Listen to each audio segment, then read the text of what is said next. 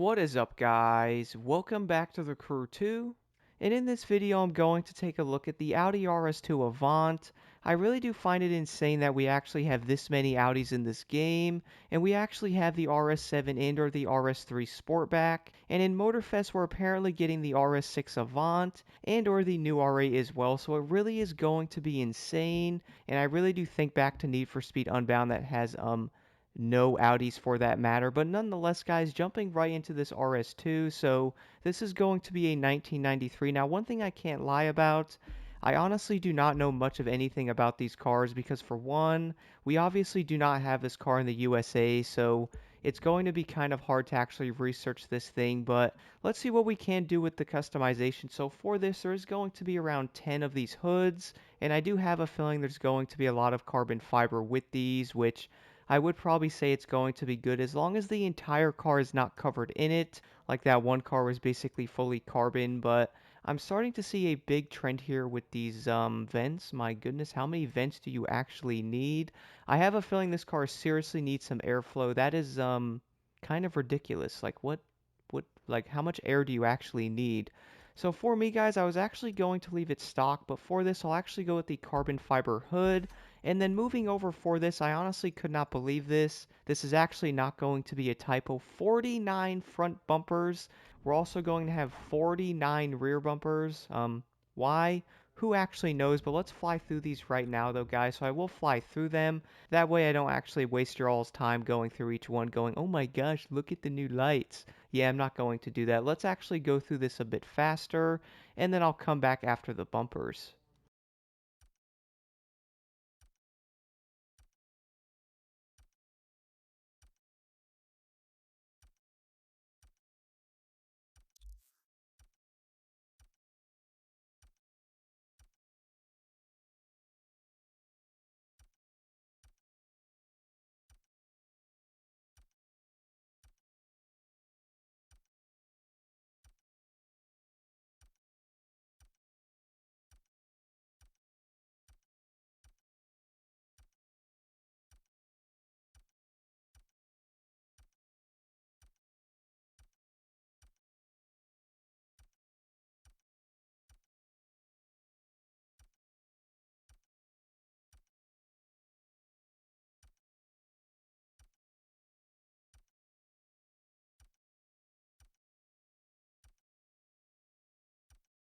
So I do think it's going to be slightly overdone with how many bumpers there actually is. I don't think there's going to be one car in the Crew 2 that actually has 49 front bumpers.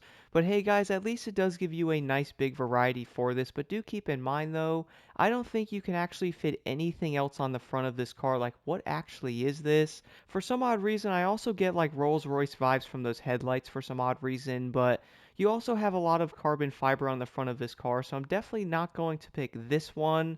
I would say for me, I'm most likely going to be slightly boring on this, guys, and most likely pick something kind of simple. That way it's not going to be like insanely overdone. So let's head back over here. Let's go with this one. And then moving over to the front fenders, so we do have an actual wide body kit, which I would say does actually fit this Audi pretty nicely. Like it's not going to be too big. It actually look kind of dumb and or basically not fit. So I am glad it actually does look decent on here. And then moving over to the next fender, guys, is going to have the bolts sticking out of the side there, and or you can actually see them.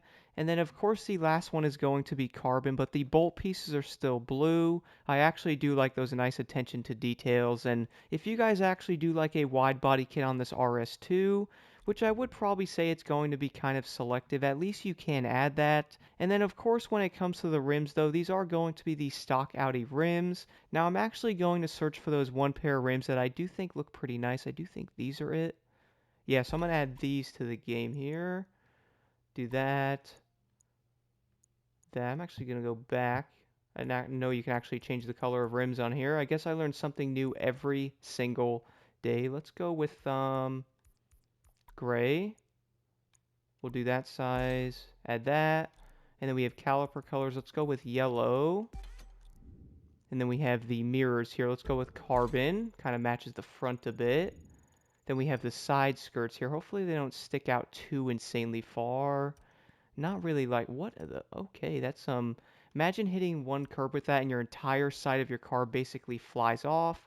I am most likely going to leave this thing off of this car. But moving over to the rear fenders. So for this, guys, it's obviously going to match the front of the vehicle with like carbon, and of course the regular one as well. Then we also have this one with the bolts, and then of course the carbon fiber version of that, which I have to admit, it doesn't honestly look that terrible, but I guess it does depend on the build you are looking for, and at least that way you could add something like that. So moving over to the wings here.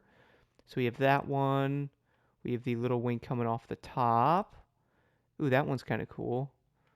Then we have, now I could be wrong here, guys, but to be honest, I really don't see a point of having a huge wing on the back of like a car like this. I would probably say you can argue that yes, it might need some downforce, but really that much for that matter. But you also see how like the back of the piece of the hatch also goes into this wing. For me though, I'm most likely going to keep the stock one because I do like the black color of those. Kind of matches like the front carbon fiber hood and or like the mirror, so I will most likely leave that one on there. But moving over to the bumpers, I will once again fly through these guys because there's going to be 49 of them, which is honestly insane.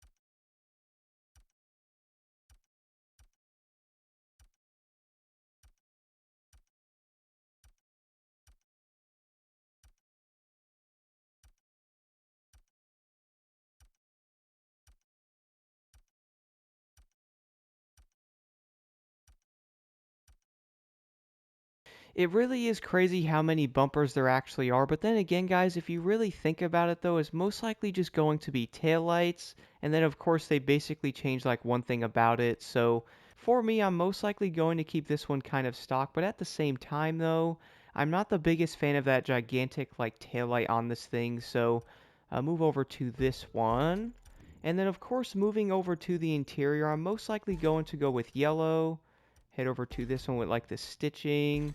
Nice interior. So let's head over here. So you have the carbon, you have the wood, and then like the nice, like I guess matte finish type of thing. So I'll go with the carbon on this. But besides all that though, guys, that's basically all that you can do to this Audi RS2. But one thing I have to admit though, I really do love the way I actually made this car look with like the black rims and or like the carbon fiber hood.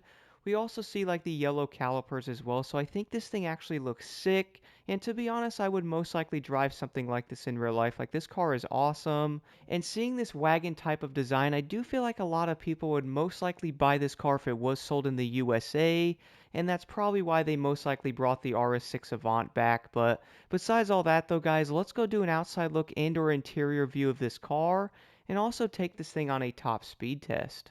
So moving over to the outside view of this RS2, you guys will indeed notice how nice the blue and or yellow combination does look. I really do love being able to see the yellow stitching on the seats, but one thing I have to admit though, I would most likely get like an SUV over like a wagon, even though I do love how wagons actually are because they do have lots of room, and I can definitely see how a lot of people definitely love these things, and the overall look of these wagons definitely looks pretty sweet, and driving the RS2 Avant on the Crew 2 makes me so dang excited to use the RS6 on Motorfest, and not only that guys, it's also going to be an Audi with a nice sounding engine.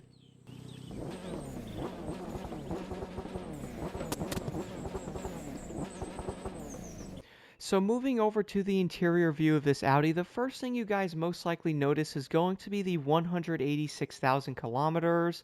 I guess whoever had this car really did actually drive it, but the overall interior in this car really does look nice, though. I love how you can actually see the carbon fiber, and you can also see the yellow stitching in the seats, so I do like those small attention to details. And of course, with this car being older, you obviously have like a normal dashboard and or like a normal like centerpiece on there instead of like a big tablet, which I would say a lot of people are most likely not the biggest fan of. But the overall interior in this car really does look nice though, and it looks like the attention to detail is pretty dang good.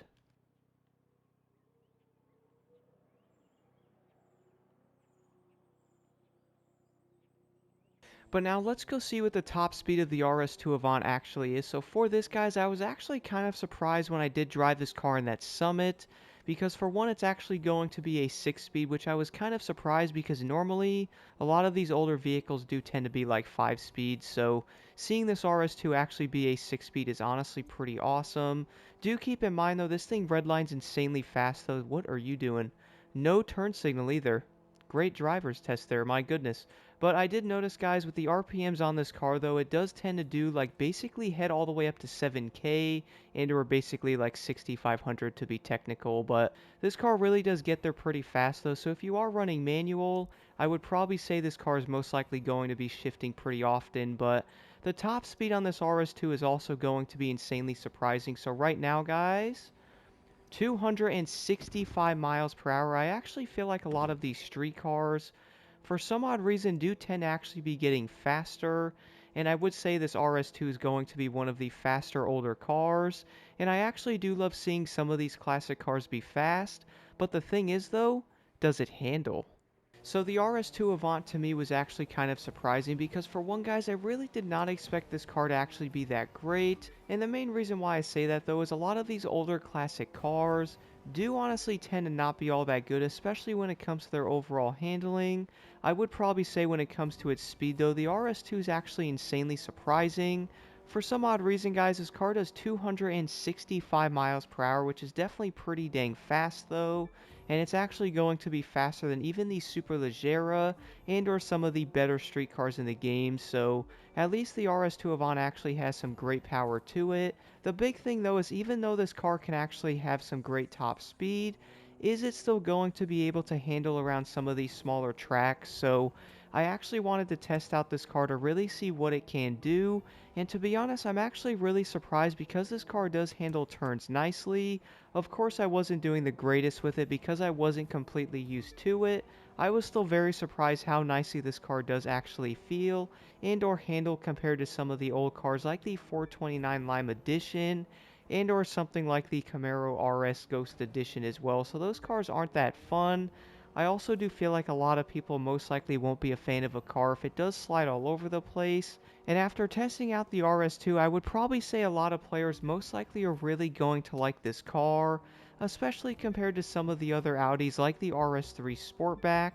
And one thing I also find kind of insane about the RS2 Avant is the fact that it does feel like a better car than the RS3 Sportback, which I would probably say doesn't honestly make that much sense because you would think that car would be better, but it does turn out the RS2 is actually going to be a better option, not only by its top speed, but the way this car does handle. I do feel like a lot more people are most likely going to like this, especially compared to how like the back end and or like the front end of the RS3 just feels insanely wonky at times, which I do think a lot of people most likely won't be a fan of. Now, I would like to know your thoughts on this RS2 Avant in the comments below.